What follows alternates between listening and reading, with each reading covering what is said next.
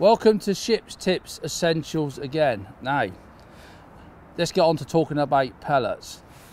Now, we all know, whether you go to different fisheries, where you've got to buy fishery pellets or you buy the fin pellets, etc., etc., getting these pellets right are very, very important, especially when you're fishing a method feeder.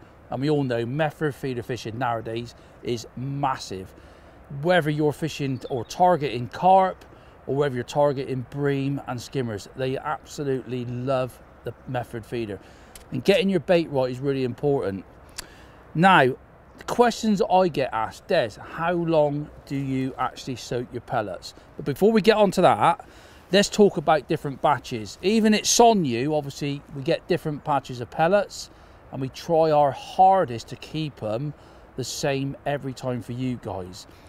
If I'm fishing a pole, and say for today I'm on this lake and it's cold, it's winter time, and I want to make my pellets really sort of soft, so they break down in the water, then all I do is get a container, put the same amount of water as there is pellets or just over the top, and then leave them. So you want to do that probably 45 minutes before you're actually going to need them. They will go hard. You can actually sort of put them on, you can have them in your bait tub, turn them upside down, they come out as a block of pellets, and all you do is separate them up and you'll find they go really spongy. But the problem is with that, it's no good for the method. Now, one thing, obviously, to make these pellets perfect for the method feeder is adding some sticky pellets. Now, there's all different smells that you can choose from in the range. I love krill and squid. It's one that I've always used if I can, obviously, depending on fishery rules. I love it because they got a few red pellets in there, which leave like a smell in the water, and also it gives off a little bit of a red haze, which I love.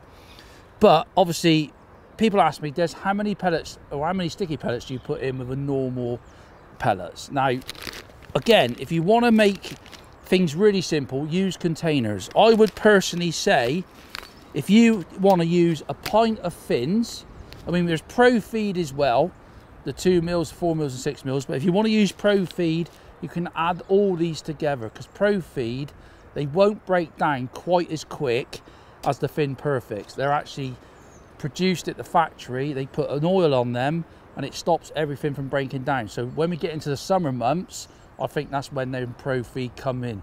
There's still people that just want to use Pro Feed, that's absolutely fine.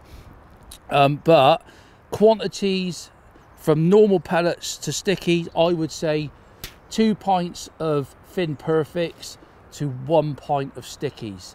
Now, what you need to do to that is put them in a pellet wetter or a container, put them in the fishery water. You can do it at home if you want, it's not a problem. Just do them for a maximum, I would say, of a minute. If you go anywhere from sort of 30 seconds to a minute, take them out, they'll still be hard, okay? So leave them then for half an hour, 45 minutes, the same as what you would do if you were soaking your pellets right up, and then getting on with setting all your gear up, and then just break them all up. Now, if they feel a little bit dry, just sprinkle a little bit of lake water on them.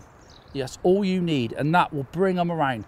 If you soak them too long, as your session goes on, you'll struggle because it goes all mushy. You'll actually, you can't bind it on the feeder, which is fine if you're fishing in shallow water, up to an island.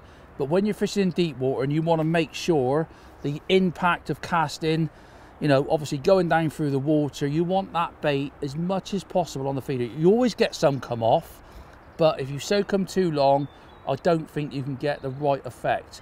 So 30 seconds to a minute, drain them off, then obviously break them up, and then you can add a bait booster. Bait booster is great because, to me, bait booster, obviously you get more smell, attraction, and it actually stops them from drying out as well.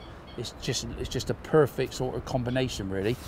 But one question I get asked a lot while working in the fishing shop is, a lot of people love Robin Reds, the krill 2 mils we do, and they want to use just a pure red pellet around the method, right? And they say, oh, I can't get them to quite because they're quite a hard pellet robin reds. That's why a lot of people use them as hook baits in the bigger sizes, and you can do exactly the same. So you can, there's no harm at all in doing your robin reds and then adding your sticky pellets to it. Obviously you can have Scopex, Banoffee, there's loads of different flavourings in those sticky pellets. So even if you're using robin reds and you want that red pellet, it's not a problem at all. I would say, again, 2 pints of robin reds to 1 pint of sticky pellets, whichever you choose, and you're away. Just do them exactly the same. Drain the water off after about a minute and leave them for half an hour and it's away. So there you go. I hope that's helped, because it's really, really important you get your 2 mils right for your method feeder fishing and your pole.